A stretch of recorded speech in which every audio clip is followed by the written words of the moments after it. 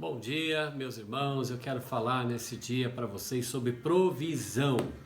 Lá no Salmo 34, verso 10, a palavra de Deus diz assim: os leãozinhos sofrem necessidade e passam fome, porém os que buscam o Senhor, bem nenhum lhes faltará. Quero contar um pouquinho da história de Elias, que está registrada em 1 Reis, capítulo 17, de 1 a 24. Elias estava ali junto ao ribeiro de Querite e dali ele bebia a água e era alimentado pelos corvos com pão e carne.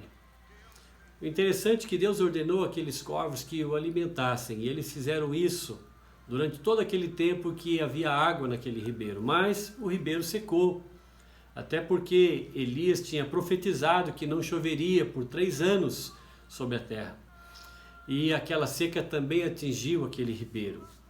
E assim que acabou a água do ribeiro, Deus ordenou que Elias se retirasse daquele lugar e fosse para Zarepta, uma cidade da região de Sidom.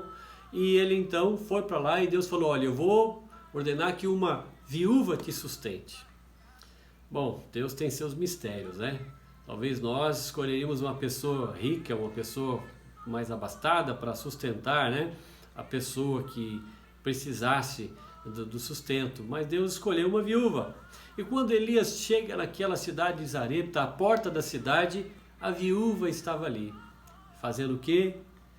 Catando lenha para fazer um fogo, para fazer um bolo que ela ia fazer, comer e morrer, ela e o filho, porque não havia mais nada. Quando Elias a viu, disse: ô mulher, me dá um pouco de água. E quando a mulher saiu para buscar água, ele disse: traz pão para mim. E a mulher então falou para ele, de uma forma assim, desabafando, né? Ela falou assim para ele: olha, tão certo como vive o Senhor teu Deus, nada tenho cozido. Há somente um punhado de farinha e um pouquinho de azeite na botija. E vês aqui, apanhei esses pedaços de lenha aqui para fazer um fogo, e eu vou fazer o bolo para mim e meu filho, e nós vamos comer e morrer, porque não tem mais nada para comer.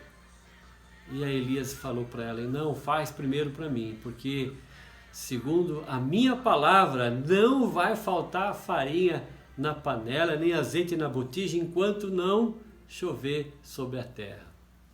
E o milagre aconteceu, porque aquela mulher foi, com aquela palavra no coração, ela foi para sua casa preparar aquele bolo para o profeta e trouxe para o profeta. Vocês sabem a história, que realmente isso aconteceu. A mulher sobreviveu e seu filho durante toda aquela época de seca, mediante uma palavra profética na vida dela. Numa certa ocasião, gente, eu estava vindo do sertão, trabalhava lá, quando seminarista, trabalhava no sertão de Catolé do Rocha, quase uns 500 quilômetros de João Pessoa. E a gente estava voltando do sertão, já saímos lá de madrugada. Quando chegamos em João Pessoa, umas 2 da tarde, a gente morto, eu e mais 2 seminaristas, mortos de fome, e a gente resolveu ir para um modesto restaurante chamado La Bambina, ali bem no centro, no alto de João Pessoa. E a gente, então, como era nosso caminho, sair da rodoviária e pegar aquela subida para ir até o ponto de ônibus, nós resolvemos parar naquele restaurante. Mas contando ali o dinheiro, só tinha dinheiro para a gente comprar um prato de nhoque, que era uma panelinha com nhoque que vinha, que servia bem uma pessoa. E 2 pessoas comiam mais ou menos, mas 3 pessoas não dava para... Ainda mais jovens, 3 jovens, né, de 20 e poucos anos ali de idade, aquele nhoque para 2 já iam passar mal, né, ia ficar com fome. Mas vamos lá, era o dinheiro que a gente tinha. Chegamos ali naquele restaurante, sentamos à parte assim num balcão e pedimos que eles nos trouxessem o nhoque à bolonhesa. Assim que nós fizemos o pedido, chegou o nhoque de uma outra pessoa, de um outro senhor que estava mais distante, né, de nós, assim, separado, e ele estava sozinho. Quando chegou o nhoque dele, ele falou assim: escuta, eu não vou comer esse nhoque todo, eu não estou com muita fome, vocês não querem essa parte desse nhoque para vocês? E a gente olhou para o outro, demos um sorriso, aceitamos, é claro, né? E ali nós olhamos um para o outro e dissemos, Deus respondeu a nossa oração. Gente, Deus é lindo, né? Deus é maravilhoso, Deus é tremendo. Olha, a gente sabe que Deus responde às orações, né? Deus, ele não se faz de surdo de jeito nenhum.